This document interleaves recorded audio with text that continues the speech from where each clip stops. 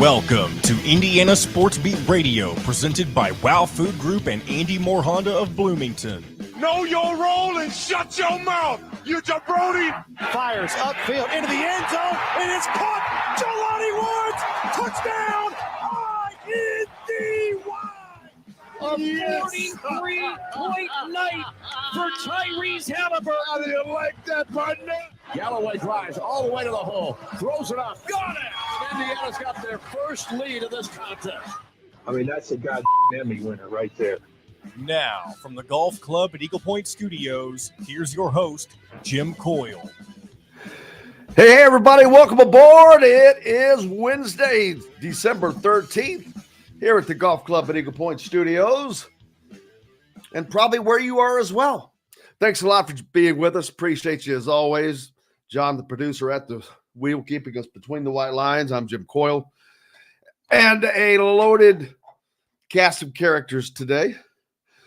As usual, but a good one added. Mike DeCourcy joins us today. Normally on Tuesdays, he had to change some things, but he's with us today. Also Kyle Neddenriep from the Indy Star, as usual. Rick Bozich, the Hall of Famer, in our second hour, and Dylan Sinn, who is normally in the first hour, moved to the second hour. So no big deal. Just do a little flip flopping. How's everybody doing today? Whew. Middle of the week of a gigantic weekend heading to the state of Indiana is what I should say, of sports.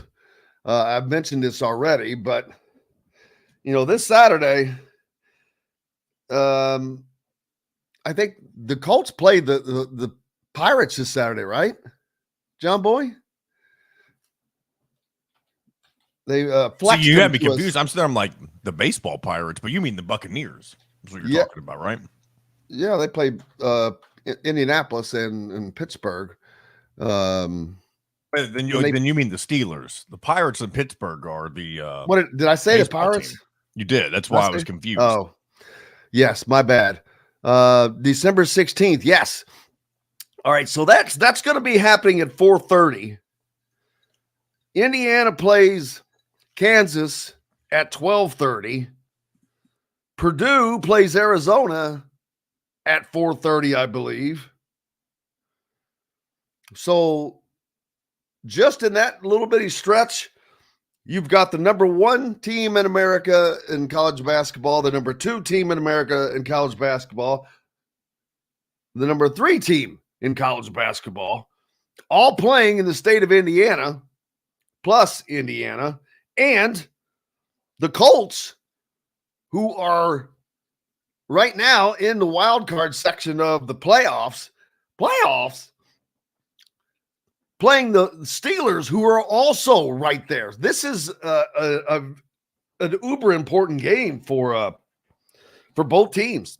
It's good that I can't wait to talk to Mike a little bit about that. But yeah, looking forward to that. Lots going on, and then of course, an all-important game for Purdue as they take on Arizona in Indianapolis. There's so much going on. And, of course, Kansas at the Simon Scott Assembly Hall, that will be rocking and rolling. And I can't imagine all else that's going on out in the sports world, the games that will be happening this weekend. But those are the ones that matter and are close to home, and are looking forward to talking about all that today. And I don't want to forget prayers to the family and to George McGinnis, just one of the greatest players of all time.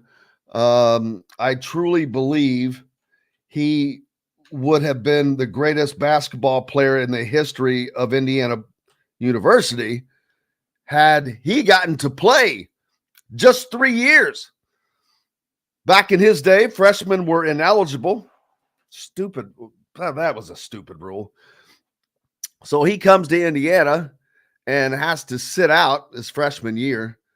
As a sophomore, he didn't do much. He just became the first sophomore ever to lead the Big Ten in scoring and rebounding, averaging 29.9, basically 30 points a game, and 14.7 rebounds.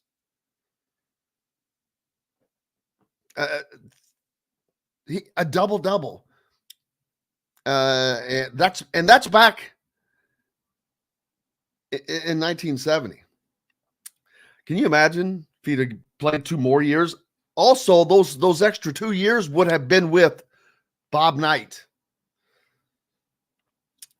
His father had an accident, died, fell off a roof, I believe, and died, and he felt he needed to turn pro. And so he turned pro, where he first played for the Pacers, the hometown Pacers. And he recorded the first 50-point triple-double in NBA, ABA playoff history with 51 points, 17 rebounds, and 10 assists against San Antonio in Game 4 in 1975. So can you imagine what he would have done in college? And it's good that Rick Bozich is on with us today as well, because I saw him, I think I retweeted it. He put out the without question the greatest high school player he's ever seen. He was just incredible, an incredible player. 2-time ABA champion, ABA playoffs MVP, ABA MVP, 3-time ABA All-Star, 2-time All-ABA first team, All-ABA second team, All-Rookie first team, ABA scoring champion in 75. Then, if you think it was ABA, 3-time NBA All-Star. 3 times NBA All-Star, All-NBA first team, All-NBA second team, ABA all-time team. His jersey is retired by the Indiana Pacers, as it should be. He was, of course, Mr. Basketball in the state of Indiana in 1969. First team parade All-American. And I think national. Oh, he's Mr. Basketball USA. So, and he was just the guy. And I think that he was on our show way back. Pretty sure of that. Back in like 2018 or something, or 2018 rather. But definitely thinking about George McGinnis and his family. And I'm sure that I'll talk a little bit more about that with Mike and Rick as when they come on, because they are both very familiar with both of those. How's everybody else doing? Appreciate you being with us, whether you're listening on radio, on one of our great affiliates like ESPN, the Ref 97.7, always the right call in Evansville, or on 1380 The Fan, Fort Wayne's only sports station, or of course up in the region, the voice of the region, 1230 a.m., 104.7 FM, WJOB. And if not, we would appreciate it if you subscribe on the YouTube channel to make sure that you don't miss anything. Like the post-game show coming up Saturday after the Kansas game with Todd Leary, of course, after the game with Todd Leary. You don't want to miss anything. Just hit the subscribe and notifications toggle, and it will make sure that you don't miss anything.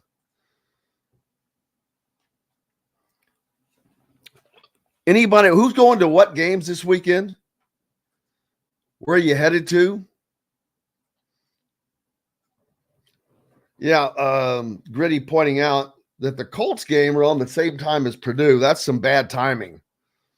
But at least the Purdue game will not be as long as the Colts game.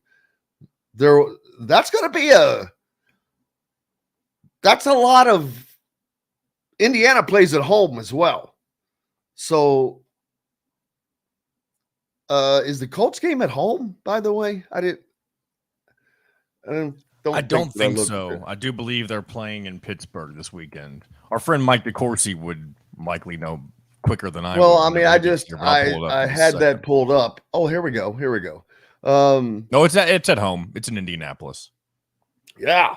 So, man, you've got Lucas Oil Stadium, which, what is that, 60,000 people? Then you're going to have, I believe Purdue's playing at Gamebridge, if I'm not mistaken. They are. It's a 4-team tournament. Not tournament, but it's a 4-team event where Purdue takes on Arizona and Indiana State will take on Ball State. They're calling it the Indy Classic. What the hell? Apparently it's sold out too. Well, I would imagine, but and Indiana then, State of course, having a heck of a beginning to their season. I know we don't talk a lot of Sycamore basketball, but they're having a heck of a start to their year. I think they've only lost 1 game, maybe 2. That's actually, I heard Robbie Hummel talking about that the other day, because I think he may have been talking about this upcoming tournament or whatever. But so can you imagine the amount of people that are going to be at sporting venues? Gamebridge is going to be full. Lucas Oil Stadium is going to be full. Simon Scott Assembly Hall is going to be full. Holy moly. That is a ton going on. And guess what? Guess what Purdue fans get to deal with? They have, if they are not going to be at the game, guess how they get to watch it, John Boy? Oh, shoot. You're right. I saw this. It's on freaking Peacock. Yeah. Number 1 versus number 4 is on Peacock. How insane is that? And I know they determined this way before, the matchups actually play out. But man, the top 4 teams playing, and they're playing on a streaming service that, and yeah, I know Peacock is a lot more mainstream than it used to be, but it kind of blows my mind. It's with purpose. That is with complete purpose. That is exactly what they want. That's because this is one of these games where they're like, man, I can't miss this one. We have to get Peacock for this one. Boom, baby, boom. There Again, you though, go. you Welcome to the age of marketing. It is a test. It is definitely a good test, because it's one of those things where, like, if they realize people, even though this is a marquee matchup, but people still don't get Peacock, that's when this becomes a problem. But if it does exactly what you want it to do, which is get people to purchase your streaming service, then it's working. And shout out to the Rainbow Bird Peacock. That's with purpose. And I was curious because I saw that yesterday, and I wanted to go to see how much complaining there is about that from the Purdue fans. So just curious about that. But we've got to take a break. We've got a ton coming up today. Like I said, Mike DeCourcy joins us next. Kyle Neddenriep a little later. Rick Bozich in the second hour. Dylan Sinn as well. And we'll be back with all that and more right after this. We'll be right back to the Golf Club at Eagle Point Studios for more Indiana Sports Beat Radio with Jim Coyle, presented by Wow Food Group and Andy Moore Honda of Bloomington. In the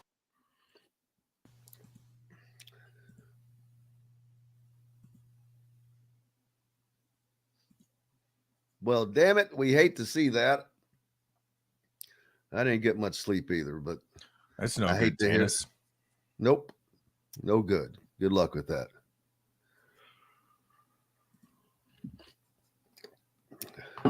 Chris Ryan heading to Bloomington on Saturday.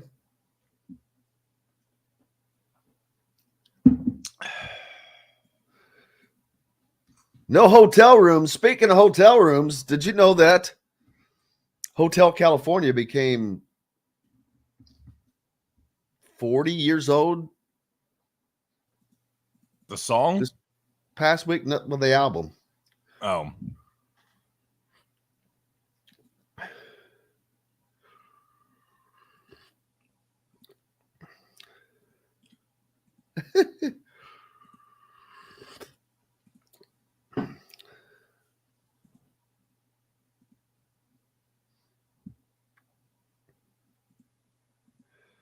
Holy moly macaroni.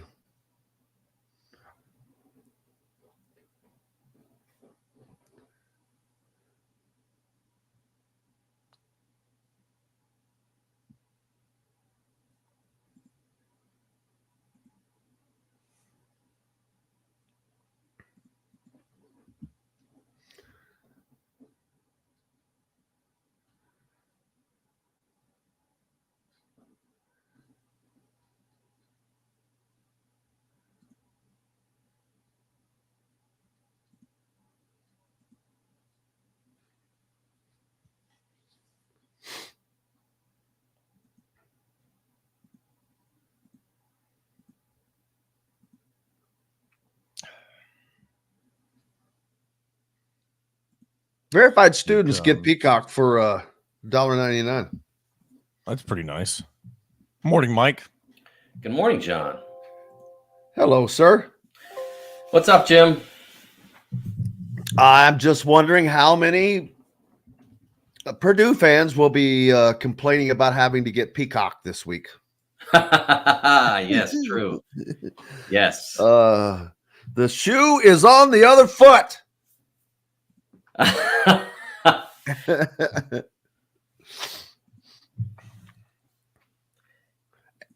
Yeah, I'm not sure how that one wound. That's a big one. That's an interesting one to put on there. I guess that'll help drive their subscriptions. That's it, but John was just saying, I'm like going, welcome to the world of branding and marketing, my friend. I said, that's exactly what they want. A point in Bloomington. This segment is brought to you by the Chop Shop, home of the Indiana football and men's basketball coaches shows. Now back to the Golf Club at Eagle Point Studios for more Indiana Sports Beat Radio with Jim Porter, presented by Wow Food Group and Andy Moore Honda of Bloomington. Welcome back, Indiana Sports Beat Radio here on this Wednesday. It's December 13th. Thank you so much for being with us. We appreciate you as always. Joined now by one of the great ones, Mike DeCourcy from the Sporting News and Big Ten Network. Michael, how have you been, sir? I am well, Jim. How are you? I cannot complain. Nobody wants to hear it. You got it. But what a weekend coming up in the state of Indiana. It is incredible.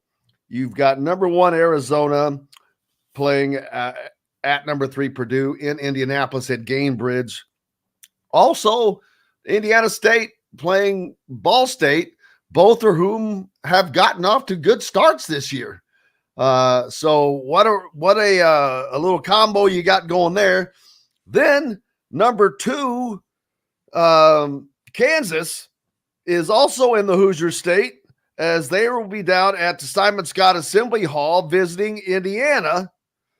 And then on top of that, we've got Pittsburgh at Indianapolis, the Colts playing as well, for both teams in the hunt for a wild card spot right now and sitting in good position. So what an incredible, important weekend of sports in the state of Indiana, all within a 60-mile radius. And all within like a 3-hour radius, 3-hour time slot. It would have been nice if the Steelers versus Colts had remained a Sunday game, because that really squishes everything together in that window. You're going to have Arizona, Purdue going up against Colts Steelers.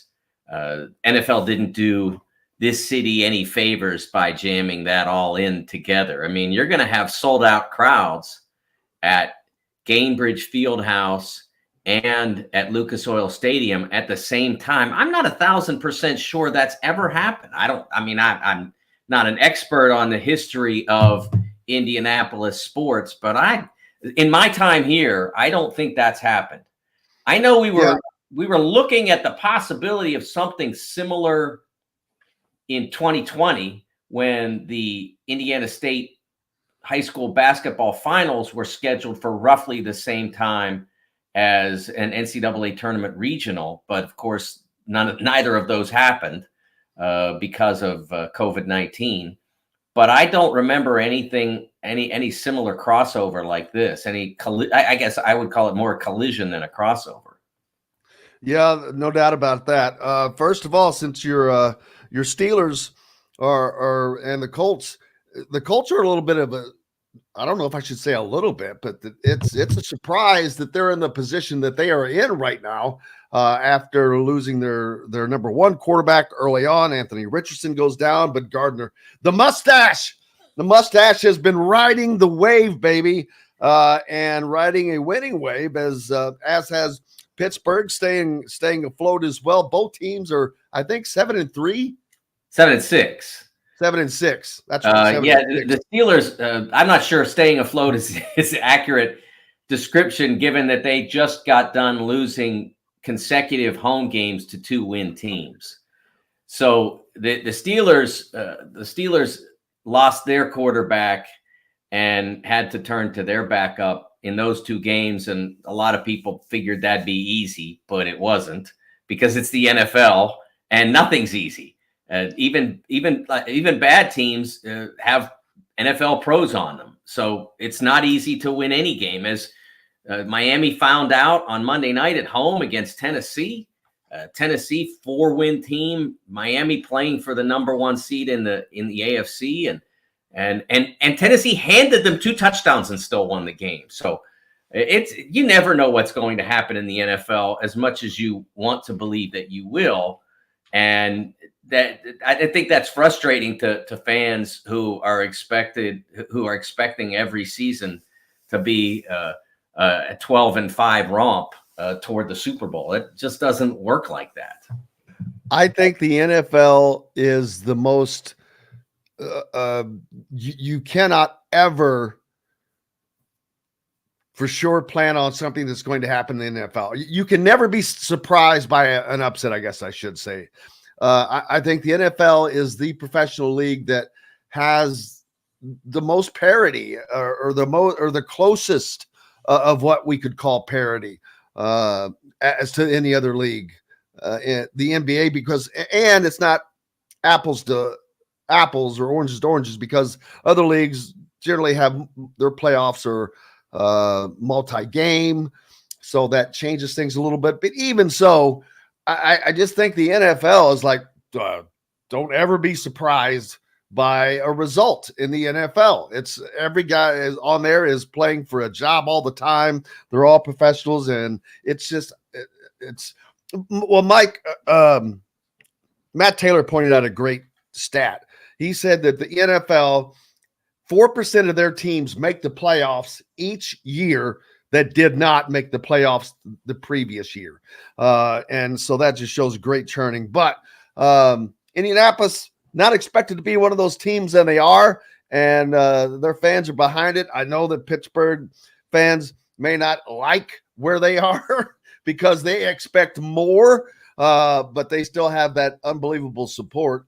But at least you have your offensive coordinator has to be better now, right? Well, I don't know that it's necessarily better. It's not the same guy, so you know that change is coming. That I think that's the light. And the first game out with the new offensive coordinator system, which one coach designing the game plan and another coach calling the plays. They did well, but then they lost their starting quarterback just about halfway through their next game against Arizona, and they have not been good since. And defensively, they lost 2 of their 3 inside linebackers to season-ending injuries, and it's not working. I mean, they just don't have the depth at that position to put out there, and so there are a lot of Steelers fans and a lot of people in the media calling for Mike Tomlin to be fired. I mean, I get really weary of this, Jim. What it is. One of the things that you hear is that Mike Tomlin's message has gone stale. That's what you hear. And what that is a cliche that reporters and fans repeat to themselves because they're tired of that particular coach. It's not the players that are tired of that coach. For one, most of the players weren't even there last week. I mean, like They signed 3 new inside linebackers for this year. They signed a new cornerback. They signed a new offensive lineman. They drafted a bunch of guys who haven't heard anybody's voice at the NFL level until Mike Tomlin.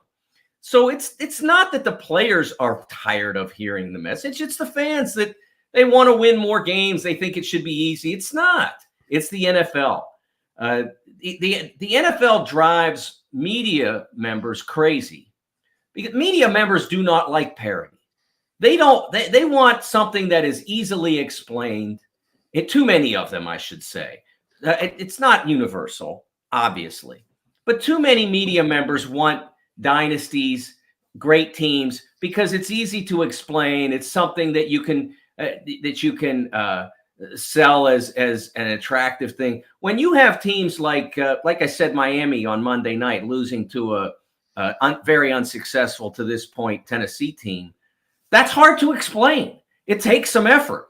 And I think more people in the media need to embrace what the NFL sells, because what the NFL sells is true competition. In the Premier League, in English soccer, you basically know which of the 4 or 5 teams are going to win the title every year. And in Germany, in the Bundesliga, they've had the same champion for 11 years in a row, because no one has the wealth that Bayern Munich has in that league. Is that what we want? Nope, I don't find that compelling at all. It's want boring. To have suspense. If I want to see great drama where I know how it's going to turn out, I'll just keep going and watching The Godfather or other movies that I've already seen, because I know how The Godfather turns out, but it's really worth my time every time I sit down. I just don't want to do it week after week. I want to see drama that I don't know how it's going to turn out. I agree there. I mean, and there's been things that's shown that people want to see, if it's college basketball, they want to see Duke and Kansas, and it was Indiana and Kentucky. They want to see them in these big Titan matches. Well, like we've got coming up, Arizona, Purdue, there's a Titans match. Indiana and Kansas, a lot of people are going to say, well, it's Kansas, but Indiana is what they are right now. But it's always fun, I think, for fans when those games are. There's so much more hype that goes with those games, and part of that is because of the media, and the other part of it, I guess, is just natural. But yeah, there's definitely shown to be true that people like seeing those big matches, games, whatever the case may be, and college basketball has kind of lost that now, because college athletics is losing that because of the portal, mainly in NIL. And I like it, because you don't know who's going to be whom. I mean, it's like, wow, where did this team come from? Well, for a perfect example, not to interrupt, James Madisons, the Buffaloes, a couple years ago, I'm like, where the hell did Buffalo come from? They were ranked in the top 25 in football and basketball. Now it's James Madison. Their basketball team is ranked in the top 25. Their football team was ranked. These are teams you've never heard of, and all of a sudden, like, bam. So I like it. Yeah, I think that people embrace, obviously, the big names if they happen to be on the stage. More people are going to be drawn to that. There's no question. The television ratings for the 2022 Final Four, when you had Carolina, Duke, Kansas, Villanova, were greater than last year when you had Florida Atlantic, San Diego State, Miami, and Connecticut. They were significantly better. So they're going to look for that. But fans also like the upset. They're intrigued by Princeton beating Arizona. They're intrigued by St. Peter's beating Kentucky. That's why March Madness is what it is. That's why when people talk about the future of the NCAA and say that, well, the big powers are going to go break off and do their own tournament because then they can keep all the money.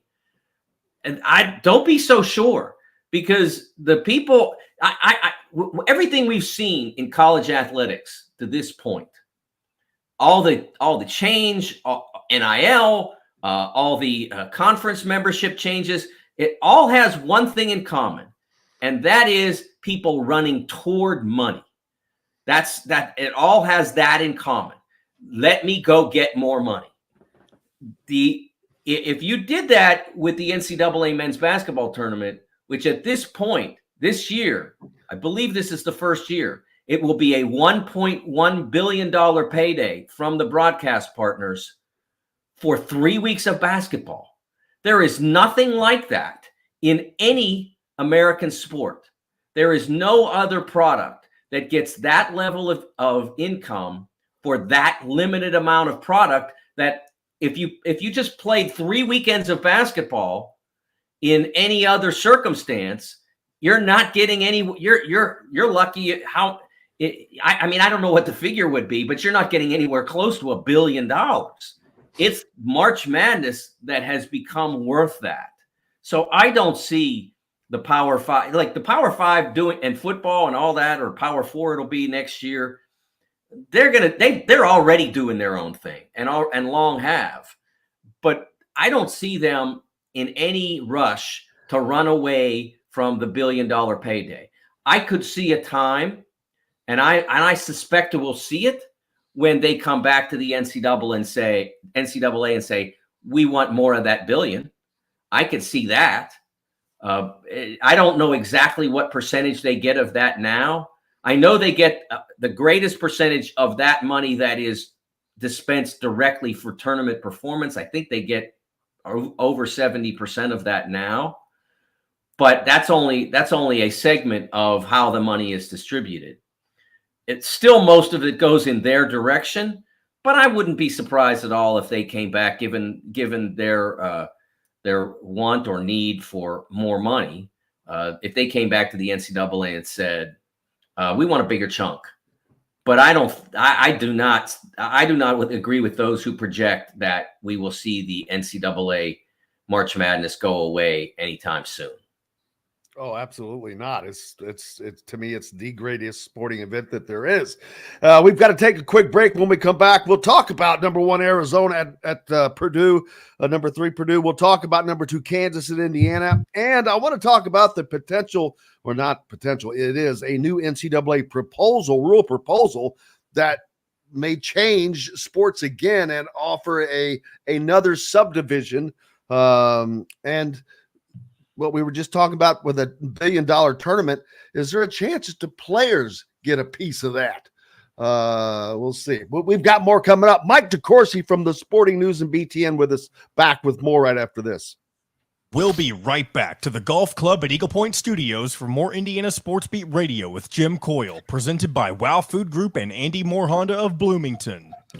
Yeah, I'm surprised players are not asking for a piece of the NCAA tournament pie. Well, they kind of are. It's just, it depends on where you look. There are lawsuits now asking for revenue sharing. I think that Baker's proposal is sort of a step in that direction. The concept. They know it's coming. Yeah.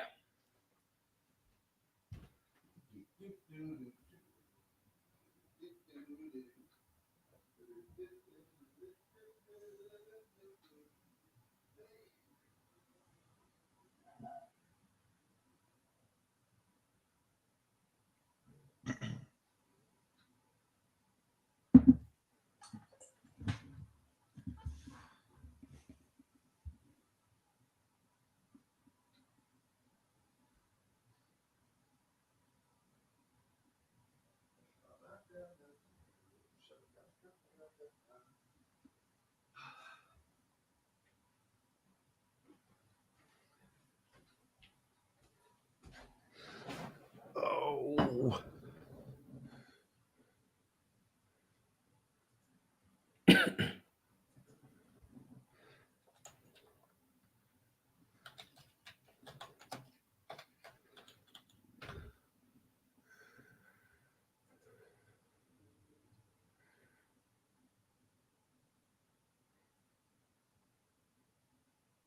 What is your latest piece on the Sporting News? My latest piece was, I think, my Tomlin article. Is that the last one I wrote? That's what I'm trying to scroll through them. Yes, wrote last week about why the Steelers should not fire Mike Tomlin. It's like the Patriots fans, I'm sure, want to see Bill Belichick fired. I'm like, really? He won 6 Super Bowls now calling for Tom Izzo. I mean, it's like, what are you talking about?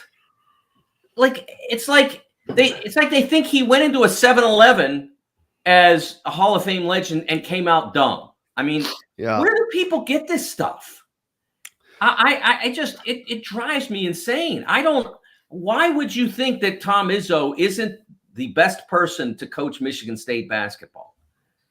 Where were you for the last 25 years? It's what have you done for me lately?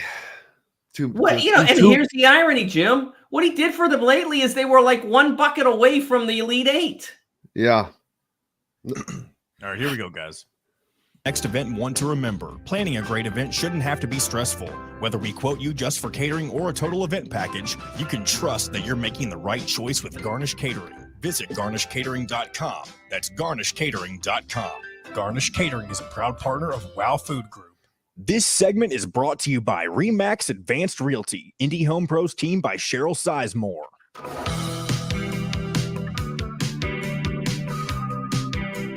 Now back to the Golf Club at Eagle Point Studios for more Indiana Sports Beat Radio with Jim Coyle, presented by WOW Food Group and Andy Moore Honda of Bloomington.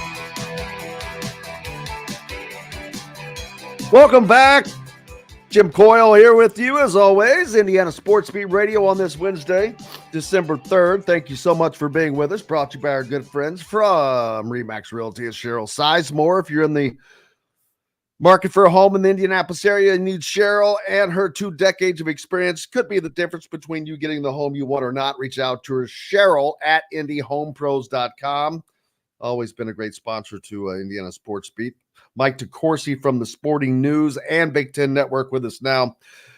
Mike, Joan Howard was under a zero tolerance policy, and I have not heard that term in 20 years, baby. I was like, oh, I read that, and I'm like, whoa, what? Zero tolerance policy. But apparently there was a fracas of some kind between him and the strength and conditioning coach, who did not travel with them to their on their last game to Iowa. I don't know what's going on there, but it's starting to look patternistic with Joan Howard. And I don't want to put a label on him because I don't know what happened here. It could have been completely not his fault, whatever it even was. But there's something that went on, obviously. Well, I think that where I'll disagree with that is that what the episode from the Wisconsin game in February 22, I think it was, doesn't fit anybody's pattern. I've been covering college basketball for more than 30 years, something like 35 years. And I've never seen anything like that. And so I won't put that into any pattern. We saw him prior to that have verbal disagreements, if you want to call it that, with the Maryland bench during the 2021, I think it was during the 21 Big Ten tournament. And I think that was reprised in some way the next time they played. So we've seen that. And then we did not see what happened at this practice, what the genesis of it was, what the nature of it was. It has been described as non-physical, according to the report that was released by the school to the Athletics, Brendan Quinn. If it wasn't physical, it wouldn't connect to what happened in the Wisconsin game. Look, I have a hard time characterizing an episode that I didn't witness and that has only been partially described. This is really for Michigan in a lot of ways, because none of us was there. This is really for Michigan to sort through whether it's problematic or not. Yeah, I again, that's why I said all I know is what I've read, and what I've read has just been descriptive, very non-descriptive. So you can't put that on there. Indiana basketball, they go down to Atlanta to take on Auburn, and were just throttled, ran out of the gym. And that is after they get off to their best start of the season, and then things change, and a lot of that has centered around Mike Woodson's substitution patterns. That it is the exact same every game, and that's part of which he alluded to. He goes, "Hey, I've done the same thing every game," and that's where I would ask, why? Why does not the game dictate what's going on? Because each game is a little different. There's not the exact same. And matchups. What's the matchup on the floor at that particular time? It's not always the same. So I just don't believe in just doing it. It's like, I do not like an offensive coordinator who scripts his first 20 plays of a game, no matter what's going on the field. I don't understand that way of thinking, but that's me. I don't have the experience or understanding that these guys do, and I don't pretend to, but I can question it. Well, I think there were much greater issues at work than the substitutions in that game. That was just the start of it.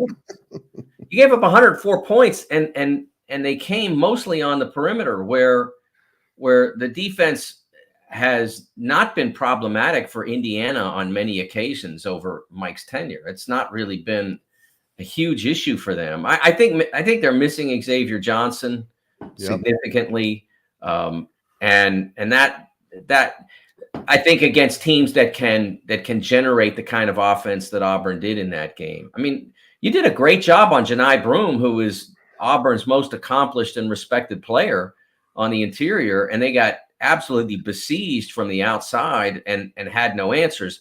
I do think that it does again point up one of the significant problems with this team, and that is that they don't get enough 3-point shots. They don't get enough 3-point shots for the guys who reliably make them, and I think that was a problem a year ago with Miller Kopp. Miller Kopp shooting 46%. I looked it up a little while ago. He shot 46% last year, and or around 46%. And when he finished the year, let me get this up. I want to get the right number here. They're definitely running an offense that focuses on getting it inside to Khalil Ware or Malik Renew, whomever that may be, because that has remained the style of offense for this team. They're not even looking for 3-point shots, whereas the teams that you've mentioned, and you can go back to Wright State, to Army, to Florida Gulf Coast. Those guys were putting up threes like they were Harvard, like they were going to the grocery store, man, and just pulling them off the aisles. Yeah, Miller last year shot 142 threes while shooting 44%. There just aren't very many teams, unless they have two other guys that are shooting 44%. There aren't very many teams that wouldn't get that guy over 200 threes, and they didn't. And that was a problem a year ago, and we see it now. Where you're not getting enough of your good shooters, and they don't have enough good shooters, but they aren't getting enough of their good shooters open 3-point shots. The 3-point line is such an important part of where college basketball is now. And I think a lot of defensive principles still are built around protecting the lane and not necessarily the 3-point line. I saw a play, and it wasn't Indiana, but I saw a play in a college game over the weekend where a guy drove the left baseline and had himself behind the board, clearly had nowhere to go. He wasn't doing anything with the ball. And yet the defensive player who was guarding the man in the near corner, the far corner for the ball handler, the defensive man came across and just and tried to choke off that penetration, because that's what they're ingrained to do, and left a wide open 3-point shooter in the corner, and naturally the ball went in. So that's how you end up with nights like, or afternoons like Auburn had, too much orientation toward protecting the lane and not enough toward making sure that you have the corners and the open shooters guarded. But Auburn shot 14 of 29 from 3-point range and got nearly all of their offense in that game from their perimeter players. Two guys go for over 20, basically busting threes and hitting the lane. And that Indiana has to do a better job defensively at all levels than they did on Saturday. That was the shocking thing for me. Not necessarily that Indiana didn't win, but that they gave up 104 points. That's really out of character for Indiana under Mike Woodson and even this particular group. And I think that's the Auburn had only managed to score 64 or 5 points against App State in the game just before that. So that's a gigantic difference. You're talking 40 points, man. And App State defense. It's like they run their offense the same as the defense. The defense team is focused in the paint just as well as the offense is, and they are forgetting too many guys on the perimeter. While sometimes that has improved, it hasn't, and that is going to be a problem, because most teams that are good, they have good guards. They have guys that they can trust that they will allow to shoot it if it's open, and Indiana's leaving too many guys open. Yeah, I think one of the things that will make a difference, I don't know what Xavier's prognosis is, but when you get him back, your on-ball defense goes up significantly. Gabe Cupps is doing a very nice job in a lot of areas, but no one expected him to be having to be the starting point guard from the beginning of his freshman year. He's one of the guys that ideally this Indiana team, you want to get him into the game as a secondary point guard and get him 3 or 4 open, really good quality open 3-point looks, and he'll make two or three of them. He's a very good shooter, and that's something that the best teams have, is somebody that can come off the bench and get you 2 or 3 threes and make a difference. And right now he's having to start, and you go to the bench and you don't have that same level of offensive output. Absolutely. And what is Indiana going to do to go forward? Because you're just now getting ready to get into Big Ten play after you play Kansas. The last meaningful non-conference game, if not the last non-conference game on the schedule, I believe. Well, I think they can take some, I don't know if the word comfort is, by looking at the state of the conference and seeing that other teams in the league are struggling too. They've already encountered Maryland, and Maryland is really struggling to score. Rutgers, although Rutgers maybe got a little offensive life back when Mowat Mag returned to the lineup this week. Mowat Mag he's not a 25-point scorer, but maybe he increases Rutgers' offense a little. But they've really struggled to score at times. Michigan State certainly is not playing the best basketball that they've played over the last decade. So that I think Indiana can go into the league and look around and say, okay, yeah, Purdue, right? But we beat Purdue last year. They can say that. Northwestern is obviously playing very good basketball. And there are some dangerous teams like Nebraska that can really score and make it difficult for you. But the league has not performed at the kind of level that it has over the previous 3 seasons or 4 seasons. They've not performed at that same level in non-conference competition. So Indiana can feel like that if they play around the level they've played most of their non-conference, they can feel like that they've got an opportunity to be successful in the league. Probably not going to win it, but if they continue to compete at that level and incrementally improve like everyone else figures to, then I think that they can be in the top half dozen or so teams in the league. They could also not be. I mean, because they could play every game like they played Auburn, and they're not winning against many teams if they played like that. So, but I do think that the more likely scenario, I mean, you got those win predictors on ESPN and all that now. I think the more likely scenario is that Indiana is in the top 6 or 7 teams in the league. What they have to do by Saturday's performance against Kansas, by their performance against the better teams in the league, and also by trying to maintain a degree of success against the lesser teams in the league. Don't take too many bad L's. What they're trying to establish is whether being in the top 5 or 6 teams in the league will be good enough to get to March. And this is not it's not the last, like I said, it's not the last non-conference game. It's the last meaningful non-conference game. They play a few other teams before they get into the Big Ten play. But it's our last opportunity to put a resume stamp on something, because the Big Ten doesn't have much other than Purdue, maybe Illinois. Illinois, definitely. I think Illinois, Northwestern, Purdue, and Wisconsin all are, and Ohio State are all resume quality wins. Now you won't. I'm not going to look at the whole schedule, but you won't get all those teams at home. So you're going to have to go on the road against some of them. Getting a Kansas win is not going to be easy, but it's not out of reach.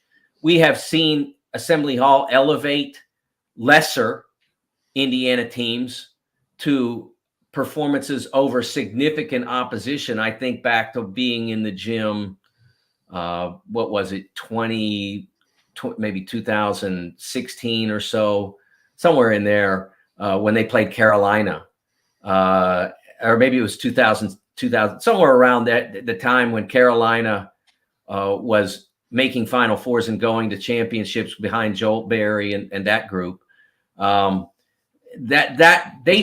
had a ACC Big Ten Challenge game with a team that was not NCAA tournament bound and beat Indiana on their home floor. That's the kind of performance that they need from both the audience and the squad on Saturday to get a resume win like like Kansas. That would be enormous for the Hoosiers if they could get that.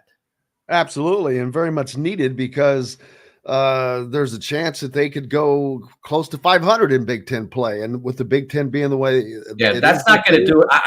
I don't think that's going to do it this year, Jim. No, that's my point. That's why this win is this game is of great importance to Indiana. Yeah, I think it's. I mean, it's not like they can't make it if they don't win this game, but it's an opportunity. You don't get a team like this on your home floor very often. Sometimes in league, or certainly, but a non-conference opportunity like this on your home floor, not many teams get that. It's a real opportunity for the Hoosiers, and so I do think that this is. We have seen Indiana win games like this with teams that weren't as good as this one against opponents that were basically as good. And like I said, those Carolina teams in 16 and 17, they were a three-pointer, a dramatic three-pointer from Chris Jenkins away from winning one title, and then they came back the next year and did win it. So I think that this is an opportunity for the Hoosiers to really do something special. What is up next for you, my friend? I am working on an article about the Sporting News Athletes of the Year. Am I on the list? I'm sorry to say, Jim, you are not. I have to ask. Do you though? we selected 2 great athletes. Last year's winner was Lionel Messi after he led Argentina to the World Cup. This year's winners will be announced on Tuesday morning, and I think people will find the selections intriguing, and I'm working on those articles right now, and I'm also finishing up a piece on our college football coach of the year. Who is that, by the way? Or it's not been released yet? Oh, hadn't been released. It'll be released. I hope it was it's Kalen DeBoer. He was on with us yesterday. So wow. There you go. It will be released on Friday. Well, we'll look forward to that. Absolutely look forward to that. Mike, I cannot thank you enough as always, man. It is always a pleasure. For me too, Jim. Thanks. Make sure you give Mike a follow and go to the Sporting News for all the content. We've got lots more coming up here on Indiana Sports Beat. We'll be back with Rick Bozich and Kyle Neddenriep in our next hour right after this. We'll be right back to the Golf Club at Eagle Point Studios for more Indiana Sports Beat Radio with Jim Coyle, presented by Wow Food Group and Andy Moore Honda of Bloomington. In the market.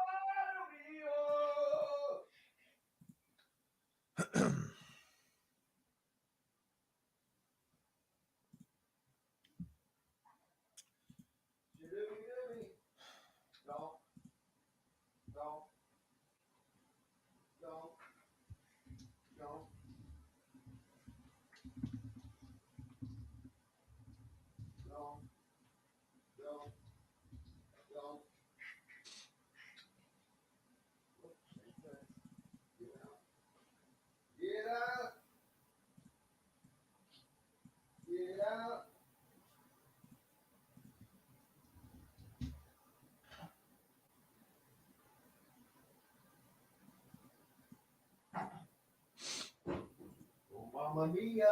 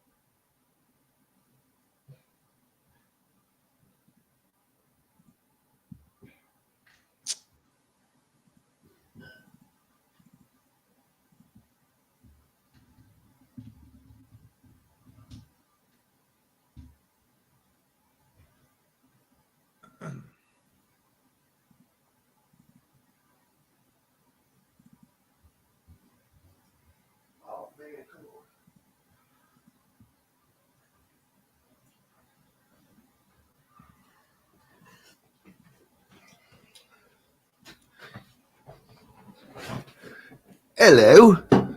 Hello. Does the Roadcaster have auto tune? Somebody ask you that? Right there. I actually don't know the answer to that, Philip. That'd be funny if I'm sure there's a way to do that, though, one way or another. That's it. You're getting it now. We'll start singing between every break. What a treat. Oh, the close. Maybe as we get closer to Christmas. We only got about a week and a half left. All right, here we go. I'm assuming. Have there been some frantics? Shortly. Oh, yes, there were some frantics. He got booted. He did. 883-0919 or go to mystonecrestliving.com. That's mystonecrestliving.com for more details. This segment is brought to you by Hank's Pizza Mac. Now back to the Golf Club at Eagle Point Studios for more Indiana Sports Beat Radio with Jim Coyle, presented by Wow Food Group and Andy Moore Honda of Bloomington. Welcome back, Indiana Sports Beat Radio on this Wednesday. It's Hump Day, December 13th. Hope everybody having a good week. You're halfway done, and it's all downhill from here. Kyle Neddenriep expected to join us, and if not, it'll just be me and John. Rick Bozich and Dylan Sinn also in this hour. Looking forward to that. The Pacers. How about the Pacers, by the way? Rolling. Congratulations to them on their season so far. Bringing home the second place finish in the in-season tournament as the Lakers took care of them. But they still, what they receive? $200,000 each for coming in second.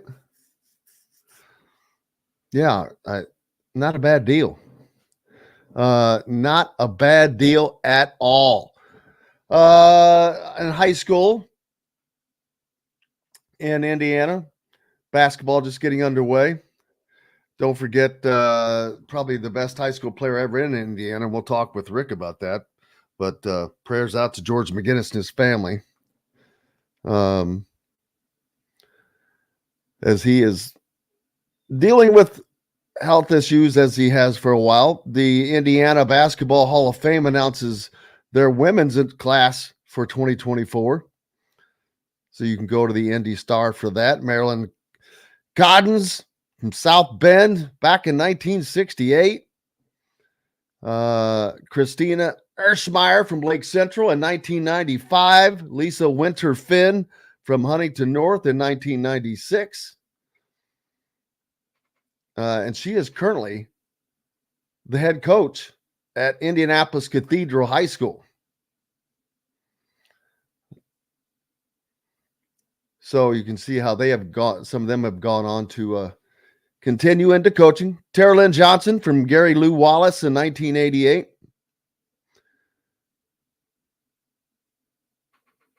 I guess this is the men's as well. Joe Lentz from Cardinal Ritter in 1969.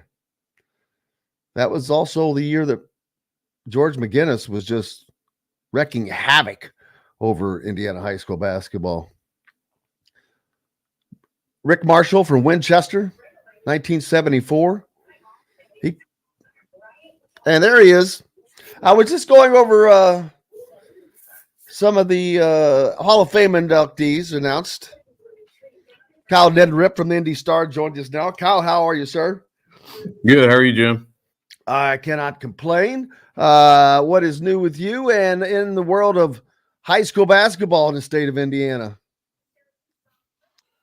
Yeah, I mean, it's covered the Southport Tip-Off Classic Saturday and the Brownsburg event the previous week. So seen a lot of teams at this point, and we'll see a lot more, I'm sure, here in the next several weeks. But, yeah, it's I mean, Lawrence North kind of looks like maybe the best team, or Fishers, depending on, you know, kind of your preference, I guess, at this point. But I'm going to see a really good game Friday night, too. Westfield is off to an undefeated start. They play Noblesville, which is a team that I really like a lot. And they lost to Fishers in a game I covered about a week and a half ago. But that's their only loss so far. And some good young talent on that team. And, of course, Westfield's got Trey Buchanan and Nick Book and a really good group as well. So that should be a fun game, fun atmosphere, I think, Friday night.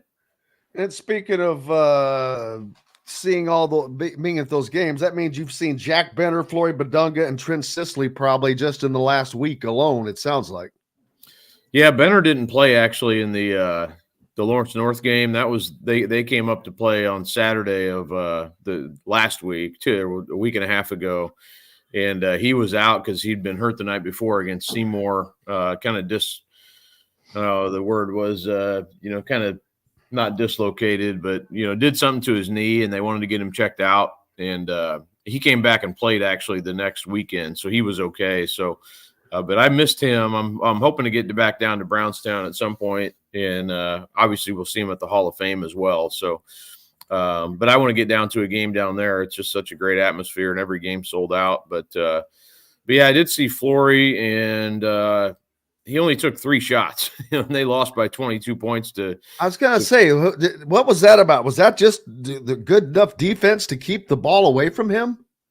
I mean, it was pretty good. Obviously, very good defense, but also, they're going to have to be more assertive a little bit. And he did a really nice job. I will say he had 6 assists and passed out of double teams. He's a very willing passer, which is one of his qualities, I think, that maybe is a little bit overlooked. But, you got to find ways to either get him free him up somehow, and he's just going to have to take more. I mean, you can't have him taking 3 shots. I mean, he needs to get, a lot of those should just be off offensive rebounds and transition and stuff like that. So, there's a reason they lost by 22 points. And I think if you played that game again, it wouldn't happen that way.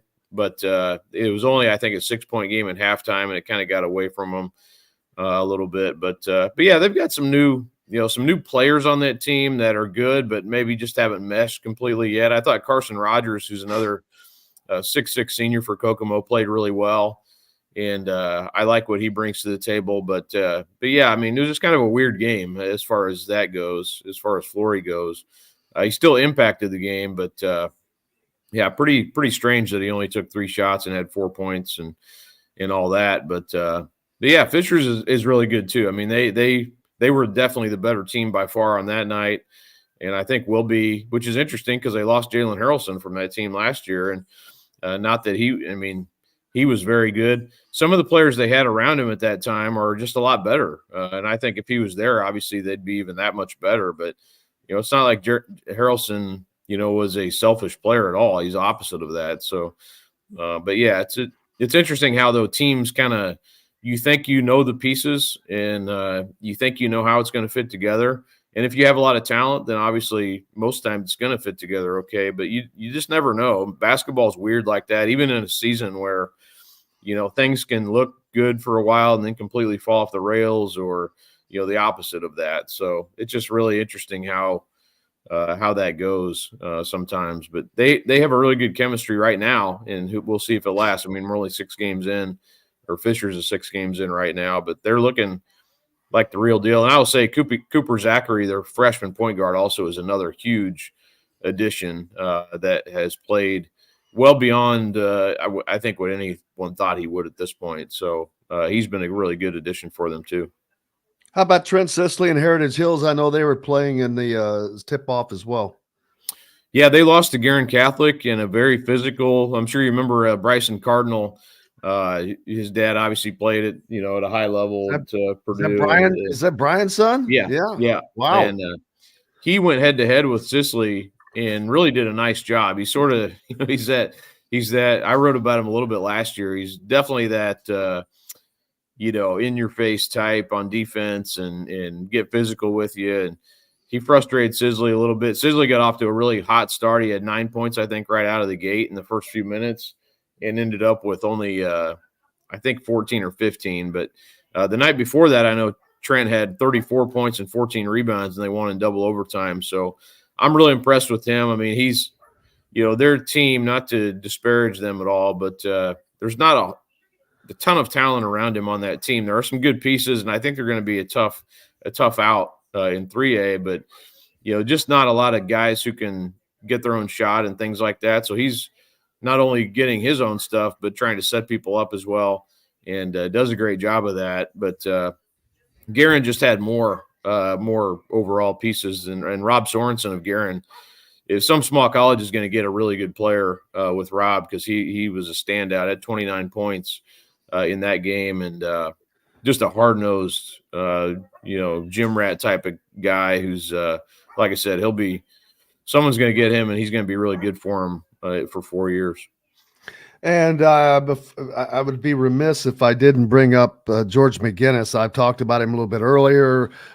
He's dealing with some health issues, and prayers to him and his family. But obviously, he's one of the few people you probably weren't covering that has played Indiana high school basketball. But he is probably, arguably, possible. It's hard to say. The state produced so much, but without question, one of the top 5 all-time greatest high school players in this state.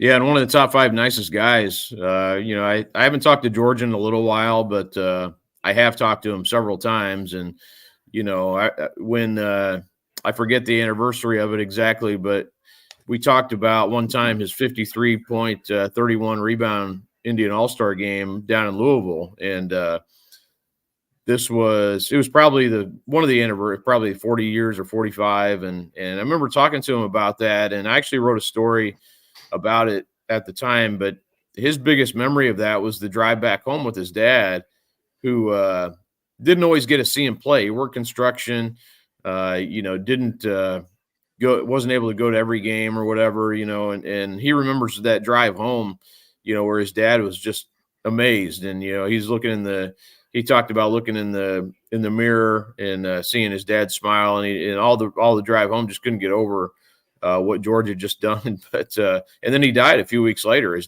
father passed away, I think at age 42 or 3.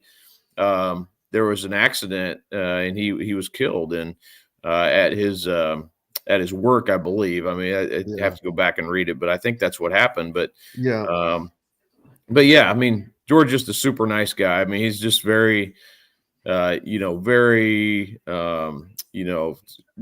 kind of puts his ego aside. There is no ego with him. He's just a super dude. And every time I've called him about something or over the years, he's just been so willing to just sit and talk. And obviously what he did as a high school player around here is one thing. And then he went off and, had a great NBA career, ABA career, and kind of became he's an announcer for years, and, just a really good dude. I don't think he talked to anybody who has really a bad thing to say about him, which says a lot. So, but yeah, I mean, obviously not I know there's some misreporting or some things that got out that weren't true exactly in the last couple of days. So you got to be careful about that stuff. I hated to see that. I mean, it makes you sick to see that's not true, but man, you got to be careful. It's like of all things to report. George means a lot, I think, to a lot of people, and those Washington teams of 69, 68. And actually I wrote Clarence Crane, who went to Shortridge. He played against George, and we were talking this has probably been, the story just ran yesterday, but we talked probably 2 weeks ago before all this happened. And, I did a little podcast with him and story, and I said, who's the best player you played against? Before I could get the question out, he said George McGinnis.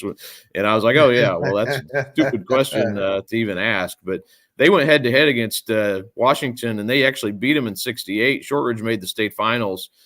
And, they beat him in 68 with Downing and McGinnis were juniors. And then the next year, Shortridge lost to him in the regional. And, they were the closest team really to beating. They were tied going into the fourth quarter, and probably the closest team to beating them that year. Or actually Marion was later. But yeah, that was, those city battles back in those days, man. I mean, those guys, I love to talk to those guys about that. All those teams were like, if you could get out of the Hinkle sectional or the Coliseum sectional, you were a state championship contender. But man, those late 60s, even back into the 50s, obviously with Oscar and Addicts and those teams. But there's about a 20-year window where, city basketball was just incredible, the amount of talent. And, it was a lot of fun. If people want to check that out, Clarence Crane, that ran yesterday, and I did a podcast with him. Super guy, played at Butler. But yeah, got off on a different tangent there, but somewhat related, because he played against George, and obviously the city basketball at that time was just incredible. Well, yeah, and that whole period, I mean, you talk about when George was playing, and even right after him, you had some of those teams. But the talent that, first of all, having George McGinnis and Downing on the same high school team, that's just ridiculous. They should have split them up at there should have been an IHSA rule of some sort, talent split up. That's like when you have to go up your success. What's that called? Success factor. Yeah, the success factor. Just talent factor. Should have been a talent factor on that team. But what's up next for you? If you go back, I think the 69 Final Four, there was only one loss between the four teams, so they were all just. It was just a very unique year. Actually, I think 2019, and George was actually unable to visit with us in person at that time, but I got the 69 team to sit down with me, and we talked about that season. And it's funny how close those guys have remained. It's kind of like the Milan 54 guys. The 69 Washington team, they're just, and even the cheerleaders, they came and met with us too. And that was a memory I'll have. And unfortunately, George was not feeling well at that time. I think he was having a back issue, and he couldn't get out of his house there for a span. But yeah, talking to those guys was just something else. I mean, the camaraderie they had, and like I said, just the city of Indianapolis was really and obviously it still is a great place for basketball. But those city teams, those really IPS teams at that time, were just phenomenal and fun to reminisce and go back and read and learn about those teams and the people who made up those teams. It was just a very, very cool time. Absolutely. Before I let you go, was that the best? I know it's hard to put this label on, but was that the best Indiana high school basketball team of all time, do you think? Well, they're in that top 3. It depends who you ask. I mean, the East Chicago Washington team that I think was 71. They were a lot of times they're referenced as the best team ever. And also, the 69 Washington team is right there. I think those two. And then, some people will say the Addicts team too, of 56, which was a repeat Oscar champion. Robertson. Yeah. And they were undefeated. They were the first undefeated team to come through, but yeah, you mentioned George being a top 5 player. I had him. If you look at the totality of his career, I think he's right there, like either 2 or 3. Oscar, I think you put number 1, and with what Larry Bird did beyond high school, he wasn't even in the top whatever in high school, but totality of his career, I think he's got to be up there too. But George is right there. I mean, I would say 2, 3, whatever you want to say, but yeah, and his team, I think you could say the same thing. They were either the number 1 team or top 3 certainly. So might have to revisit that. I know we did something on that a while back, but there's a good argument. I mean, it depends who you ask. that's the thing. Those guys who actually saw it, I'll defer to them. Absolutely. Make sure you go to the Indy Star, be a subscriber, and give Kyle Neddenriep a follow for all of that information. It is always incredible. Kyle, thank you so much, sir. I appreciate you. No problem. Good talking with you, Jim. Absolutely. Kyle Neddenriep from the Indy Star. Up next, the Hall of Famer Rick Bozich joins us. We'll be back with that and much more right after this. We'll be right back to the Golf Club at Eagle Point Studios for more Indiana Sports Beat Radio with Jim Coyle, presented by Wow Food Group and Andy Moore Honda of Bloomington. Good morning. Hello, sir. Hello. Is Big George still alive, right? Yes. He's just dealing with health issues, and I just said prayers out to him. And it just got me to thinking. I know that Kyle, like yourself, but him from researching this knows so daggone much about that stuff. Right. I saw that team play. They're one of the top 3, top 5 for sure. Some people would say they're the best just because nobody had a inside duo. Those guys were men when they were 17 years old. Oh my good Lord. You think about that, and wow. And George McGinnis was just one of those guys who was he was a real man. I mean, sophomore year, 29 and almost 15 or almost 30 and 15. Reminded me of, he's like a Herschel Walker type dude who had a body of a man as a young age without lifting weights. He was just blessed with that body, and he knew how to use it. So good, so fun to watch. And he could shoot. And then, the famous story, the one year where they played in the Kentucky Indiana All-Star Series, and is that where someone had said he wasn't? He ain't all that. He's not that great, or I didn't see what the big deal is. So he came back in the next game and had like 53 points and 21 rebounds. Well, and Kyle, I think you hadn't joined us yet. Kyle was talking about that, and he said his greatest memory was the ride home because he was with his dad. Oh, wow. And his dad didn't get to see him play hardly. And he said his dad was just smiling. He could see in the mirror, his dad was just smiling the whole way home. So, I mean, that gives me goosebumps just sitting here thinking about that. So, very, very cool. What's new with you, man?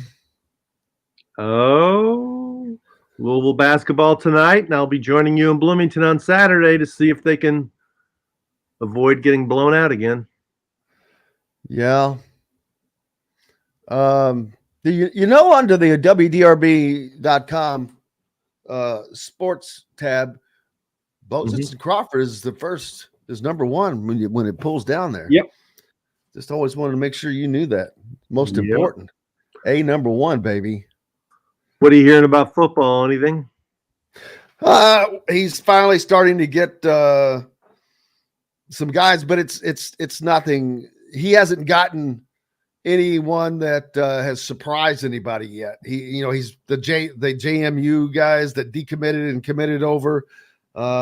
He did get Jordan Greer, I think, a DB to come back out of the portal. Right. You haven't had Taven Jackson go into the portal yet, but part of that's because out if he left right. again, because he's already done his one-time transfer. Right. That's what I was going to say. Here we go. 5 seconds. Baker and Fish House, no matter where you live. This segment is brought to you by Bubba's 33 in Clarksville and Evansville. Pizza, burgers, beer. Now back to the Golf Club at Eagle Point Studios for more Indiana Sports Beat Radio with Jim Coyle, presented by Wow Food Group and Andy Moore Honda of Bloomington. Welcome back, Indiana Sports Beat Radio here on this Wednesday, December 13th, and we are fortunate, as always, to be joined by the great Rick Bozich from WDRB.com, where you can go for free coverage of virtually anything you want, to be honest with you. Covers the Hoosiers as well as the Cardinals, Kentucky, anything else. And right now, Indiana, fresh off of a beatdown in Atlanta, Rick, from an Auburn team that was fresh off of a loss to an App State, which that doesn't always mean a lot. Teams get upset. I get it. That was on the road. But App State was able to hold Auburn to 65 points. Indiana gives up 40 more points. Auburn scored more points in the first half than that. I mean, that's almost the difference in that. It was crazy the amount of point differential that is. Yeah, there's a lot of things that were concerning about that game. I mean, Indiana started out really well. They hit 4 threes. They're up 22-10. They get outscored 94-54 the rest of the way, which is, I can't remember the last time an Indiana team got outscored by 40 points in a stretch. It would have to be those Crean teams that didn't have players. They gave up 14 threes. It's the fourth team this year that's put up a season high in threes against them. That's concerning. Khalil Ware had 2 baskets in the first 5 minutes and not another one the rest of the game. Didn't have a field goal attempt in the second half. Auburn decided we're not going to let your big guys beat us. We're going to get physical with them. And they did. And Indiana didn't have an answer to it. And Auburn pushed the pace. Auburn set the tone. Auburn played more aggressive and had fewer fouls. In the first half. That was the thing. They were getting into Indiana defense, and they weren't getting called for fouls. And Indiana got into them once, and Mbako got called for getting in the guy's space. I mean, it just was a bad performance. And what's more concerning, I guess, is that I look back over the 2+ years that Woodson's been there, and this has been kind of a trend. They got blown out by St. Mary's in the NCAA tournament. They got blown out by Arizona, Kansas, and Miami last year. They got blown out by UConn this year, and now they get blown out by Auburn. That's not a good look. And, we'll see what happens Saturday against Kansas. But considering the state of the Big Ten this season, I think it's fairly important that they win this game because they need a high-quality win on their resume for Selection Sunday. And we were talking about that earlier. The exact same thing, but because of the state of the Big Ten, there aren't that many, if any, what you will be able to call statement wins. Purdue, of course, would be a statement win. Illinois would be a statement win. Maybe Wisconsin, Wisconsin and Northwestern, but that means you don't have to have any more statement losses along the way either to equal that out. And you talked about a pattern over the last couple. This is year 3. And I know I'm not getting on. I'm just pointing out, hey, this is year 3 and things look a lot like they did in year 1 and year 2. Everyone says, yeah, but they got to the tournament. I don't care if they got to the tournament. They were embarrassed when they got there. Both times they got embarrassed by St. Mary's. They got embarrassed by Miami. And they've been embarrassed by Arizona. They've been embarrassed by Kansas. They just got embarrassed by Auburn. these are embarrassing losses, and they're coming in the same fashion. An offense that was supposed to be way more open this year is the exact same as what I've seen last year when it was feed it to Trace Jackson Davis. If that doesn't work, try to pass it to somebody who's they're going to do the Harlem Globetrotters circle out front of the perimeter. The dribble handoff. Yeah, the dribble handoff and just run circles. And they're not looking for 3-point shots at all. I don't know how in the world you start off a game hitting your first 4, which matches your season high, and then you don't get another 3-point shot until there's 7 minutes to go in the game. Was that the one gun hit, I guess, finally? Yes. I guess the way I look at it is this. They're not a good 3-point shooting team. They're not going to be a good 3-point shooting because they don't have enough good shooters and they don't prioritize it. Okay, so you accept that. You say, all right, you make 4 to 6 threes a game. That's what it is. But if that is the way you're going to play, you can't let the other team have 11, 12, 13, 14 3-pointers against you because it's simple math. That's not going to, you're not going to win. So you have to pick one, and you have to find a way to be better defending the 3-point shot. And then what I go from there is there needs to be a change in the roster construction of the team of recruiting better guards. Their guards aren't good enough. I'm not trying to be harshly critical of any player. They're just not good enough. And you have to have good guards to win in the Big Ten or at a high level in college basketball. They don't have a guard when the other team comes into the game that says, we got to stop that guy. He can go get a basket whenever he wants to. They don't have a guy like that. Their scores are inside guys. And when you're outmanned that way in the backcourt, you're not going to be a good team. I mean, you're just not. And I don't know. I mean, part of it is, I guess, because Newton's hurt. They were counting on more from him. Part of it is they went up for some other recruits and they didn't get them. I don't know what the reasons are, but their guards aren't good enough. I mean, that's what I believe. Well, it's true. But also, Mike has not been able to land that guard. He got Jalen Hood-Schifino, but we're talking over a span of 3 years, you can't land just one guard. You have to land multiple because especially with his substitution pattern, you have to have multiple. And that's why you have this open scholarship, mainly because you couldn't land a guard. I assume they didn't want to waste one on a 4-year guy such as was it Joey Green or what's the kid's name?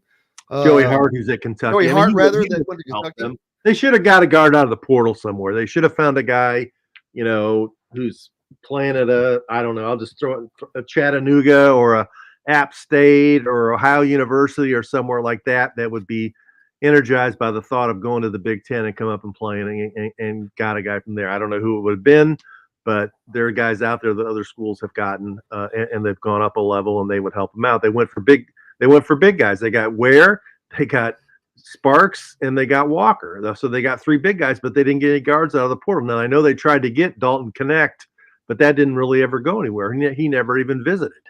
And Timberlake was another one. The kid, I think, who went to Kansas from Towson State, maybe is where he was from. So, I mean, they had the names of some guys, but they didn't get them. And if you don't get them, then it's not good. So that's got, and then this year's recruiting class, all they have is McNeely, and he's a wing player.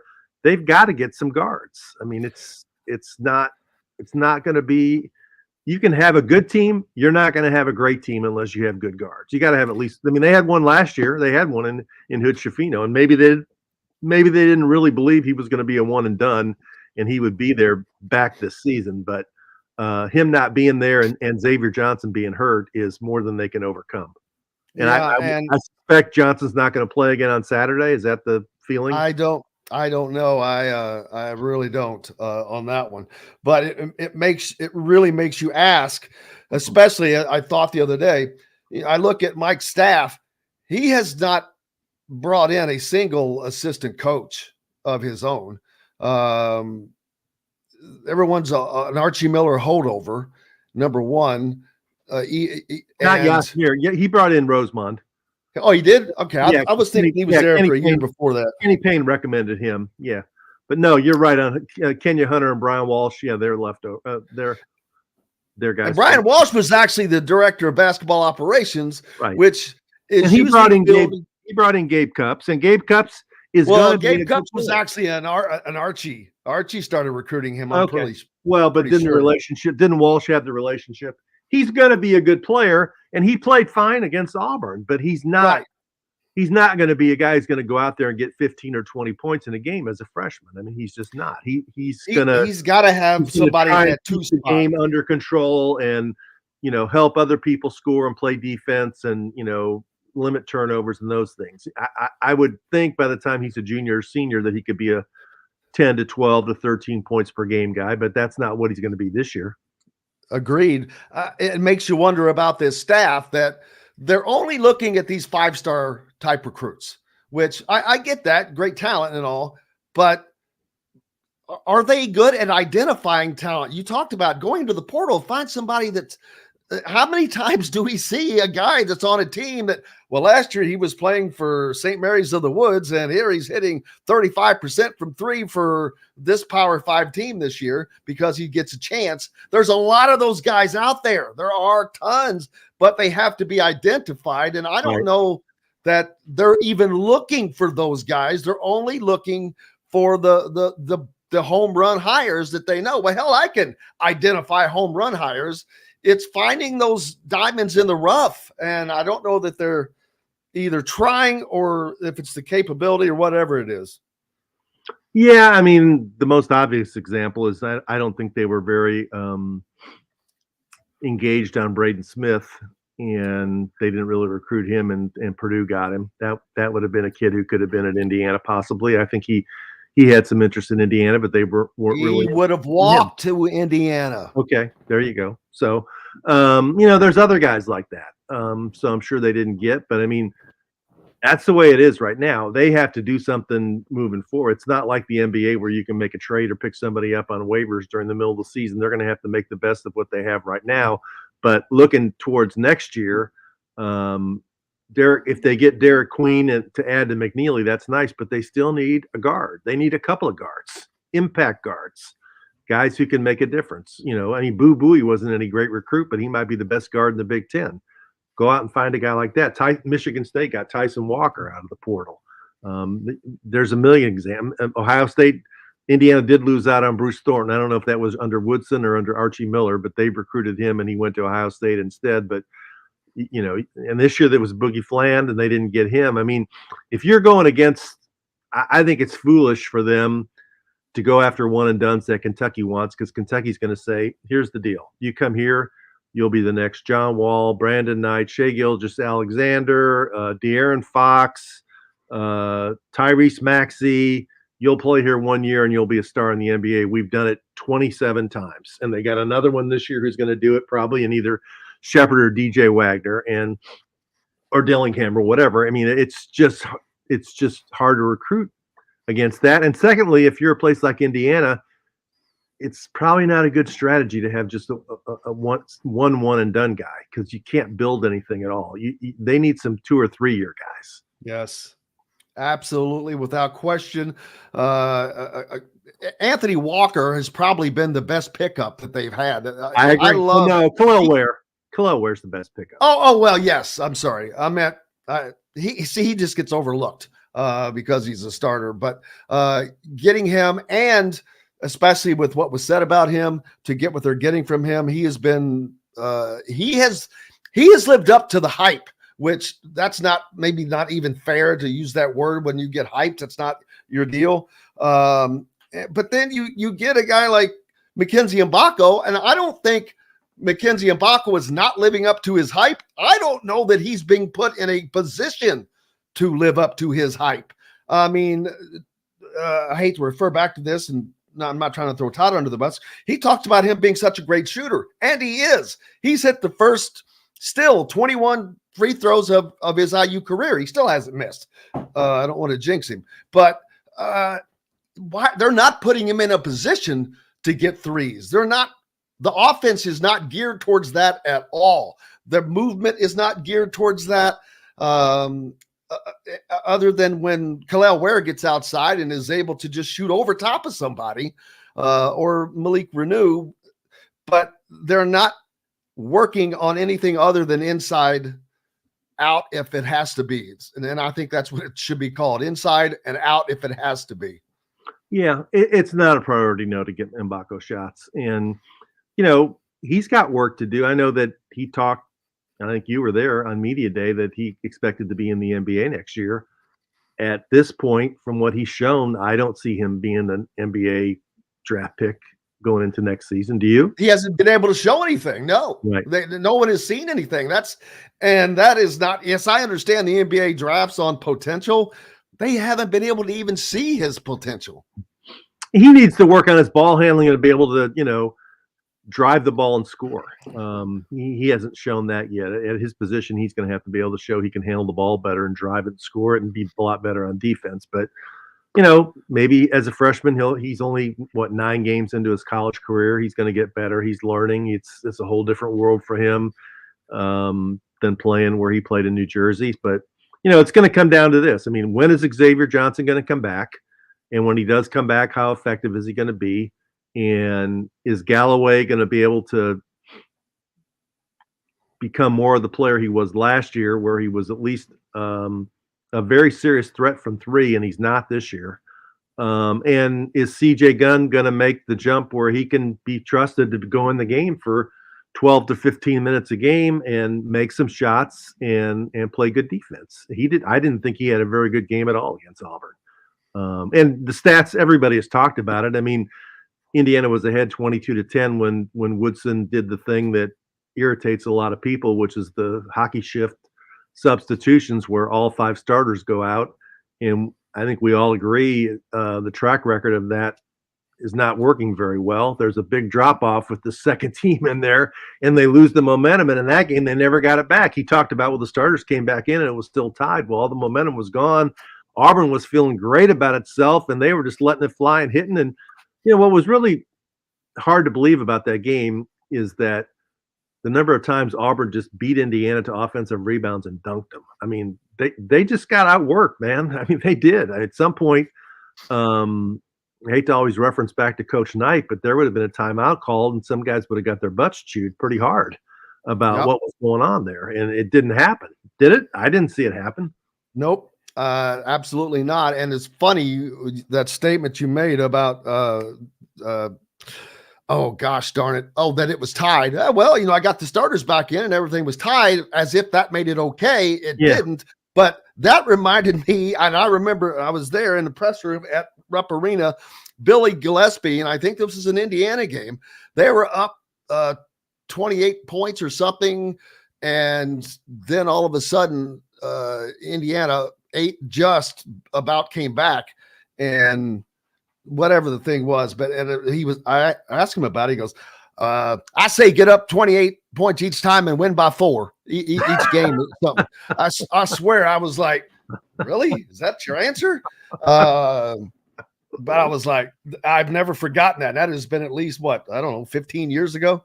But 15 years. You're right. There just seems to be a stubbornness about Woodson, in that's the way he does things. That's the way he wants to do things. I hear what you people are saying, and I don't agree. And I'm not going to change. And it's like, there's been a pretty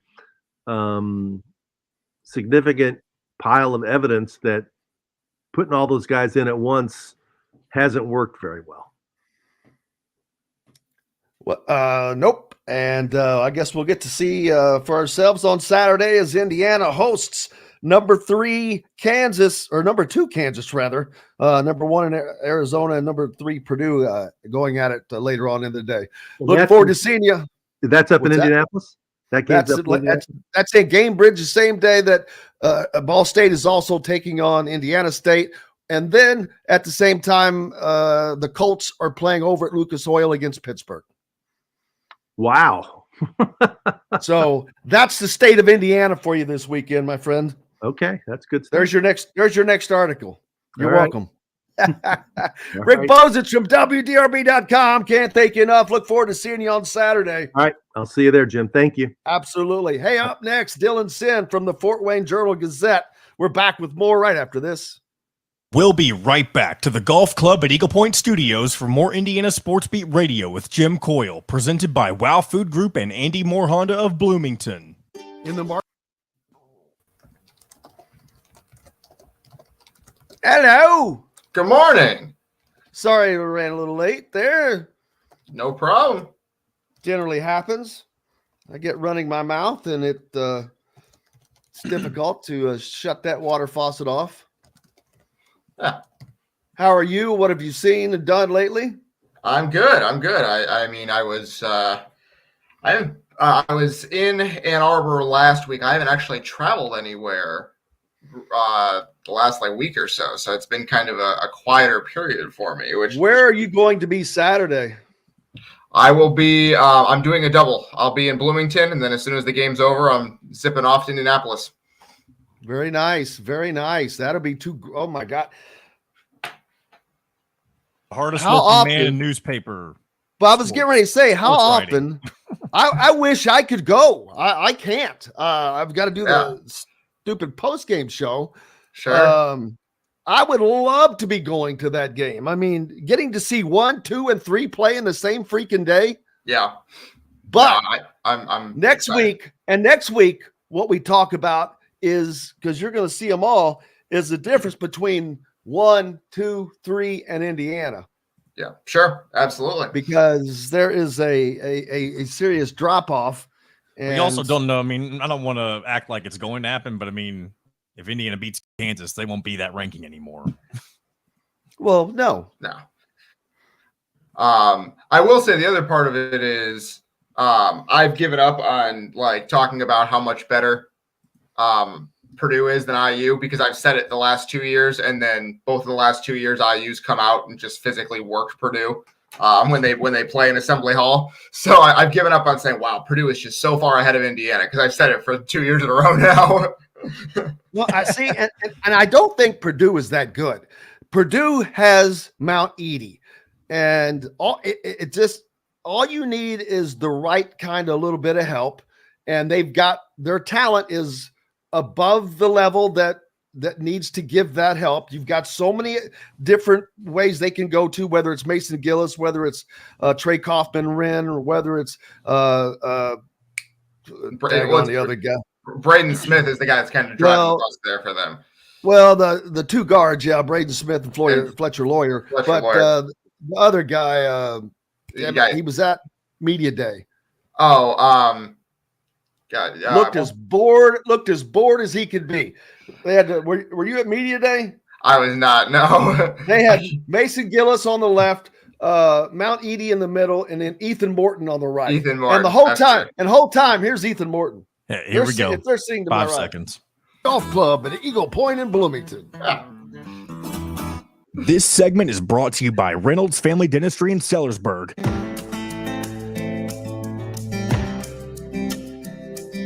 Now back to the Golf Club at Eagle Point Studios for more Indiana Sports Beat Radio with Jim Coyle, presented by Wow Food Group and Andy Moore Honda of Bloomington. Welcome back, Indiana Sports Beat Radio here on this Wednesday. I'm grateful to have you with me, with us. John, the producer, of course, at the wheel of the bus, keeping us from crashing too much. Joined now by Dylan Sinn from the Fort Wayne Journal-Gazette. Thanks so much, Dylan, for we had to swap things around. Mike DeCourcy normally with us on Tuesday. He couldn't be, so thank you for making things work out. And we were just talking in the break, man, you are going to get to have a little fun, although working your butt off. It's still, there's some fun to the fact of you're going to get to see number 2 Kansas take on Indiana at Simon Scott Assembly Hall. That is going to be an atmosphere that is nuts. That is just what you love to see in college basketball. Absolutely. As a for sure. And if it's a good game or a win by Indiana, wow.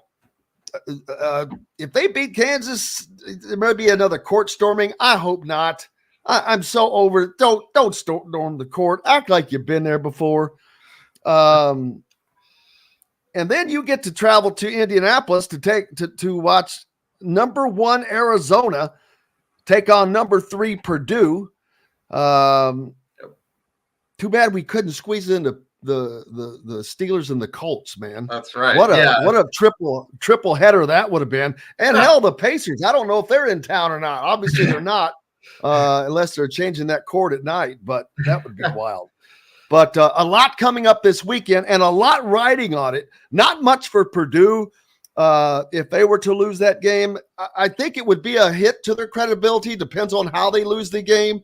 But because they've already lost to Northwestern, shown that they can get beat by a team that doesn't really have guys that measure up to Mount Edie, you don't have to do that.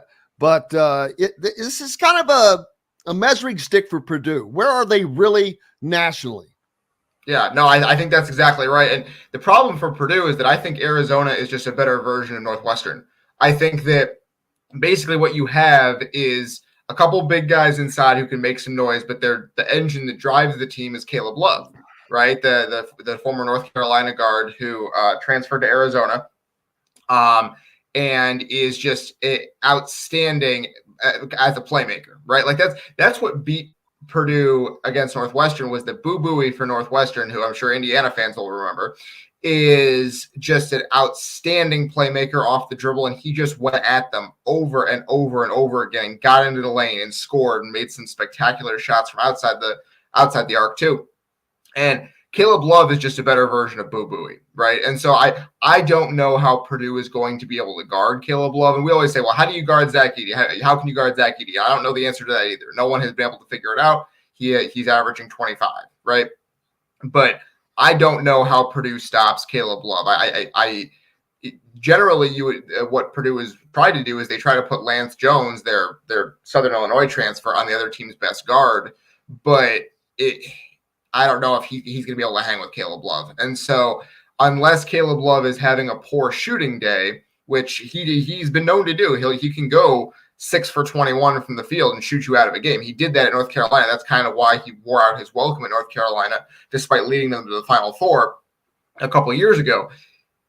If that happens, then Purdue has a chance. But if he's shooting 48% or better from the field, I feel like it's going to be extremely tough for Purdue to figure out how to win this game, because they just don't have it. That's the thing they're missing on this team is a really locked down perimeter defender. And Lance Jones has been that guy at times. He was that guy against Tennessee.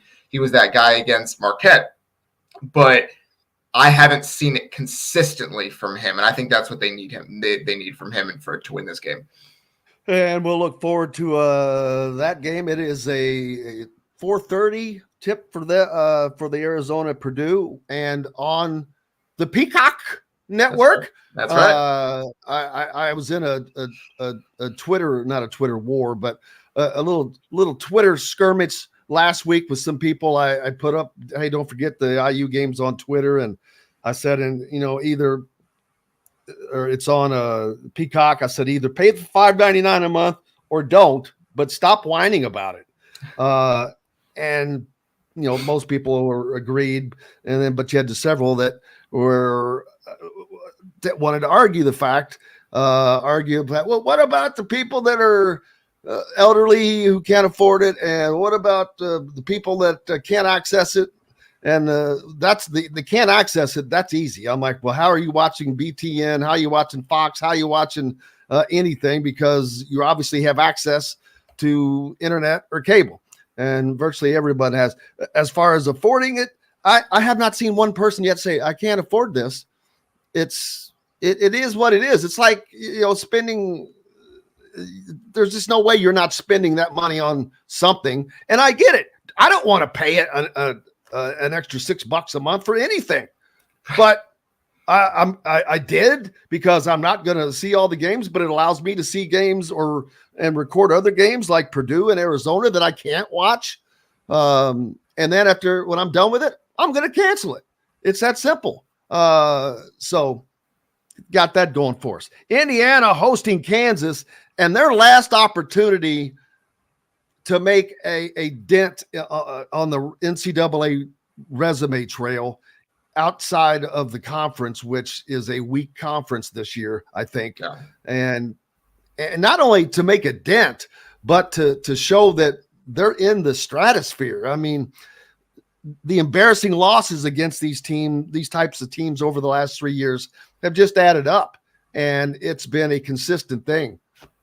Yeah, I mean, and to be fair, they did beat North Carolina last year in a big game at Assembly Hall, right? That was a big deal. North Carolina had lost 4 straight at that time, I think. No, they had lost 1, and then Indiana kind of sent them on a 4-game losing. So that was a big game when it happened. That was an electric atmosphere. And then obviously the very next game, Indiana lost to Rutgers because Jalen Hood-Schifino was hurt, but that's neither here nor there.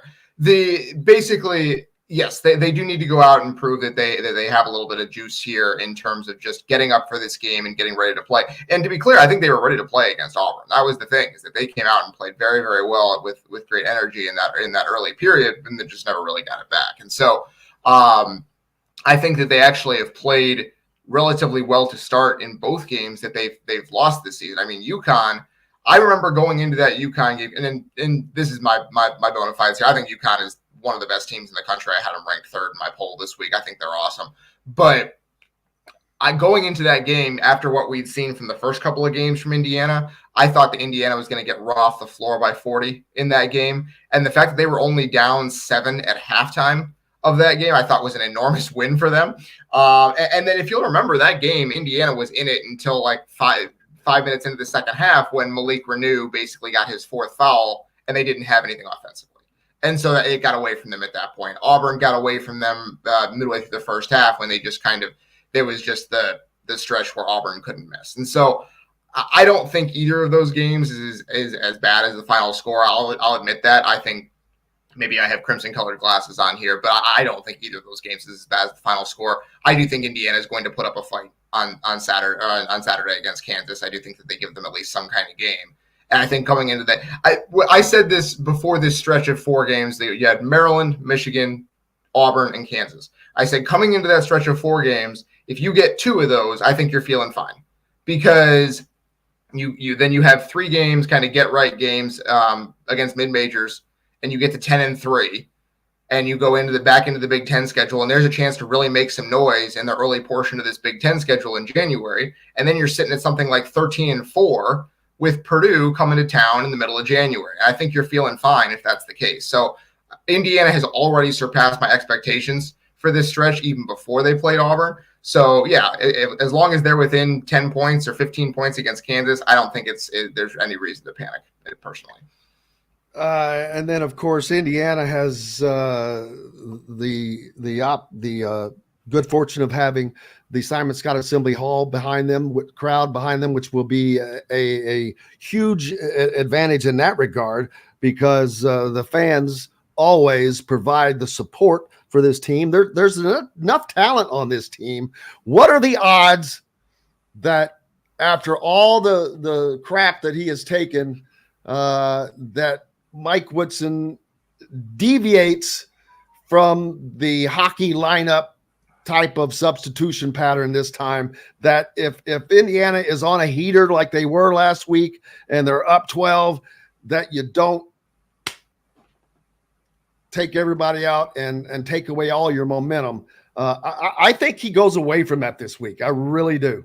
Yeah. And I don't think, to be clear, I don't think it would be because he took a bunch of crap from people like us. I think it would be because... I'm not saying for us. I'm just talking about everybody in the world is talking about it, not just media, fans alike. Right. And I don't think it would be because of that he goes away from it. I think it would be because it went so badly against Auburn, right? Like he's the proof would be in the pudding for him. He's not listening to people outside the program. He's looking at what happened on the court and saying, let's try something else. It is.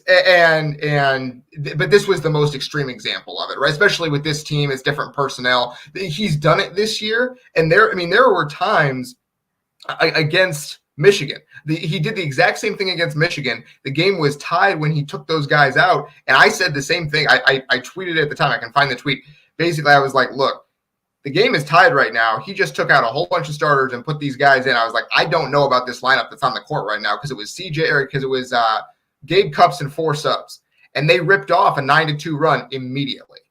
And I was like, well, I guess I was wrong. I guess he knows more about basketball than I do. Shocker. Who was that against? That was against Michigan. That was on the road against Michigan. And I was like, look, I don't know about this lineup. This is a rough lineup. And they went out and put together a 9-2 run. I was like, oh, okay. So I think that was part of it. I think that was part of it was it had worked before.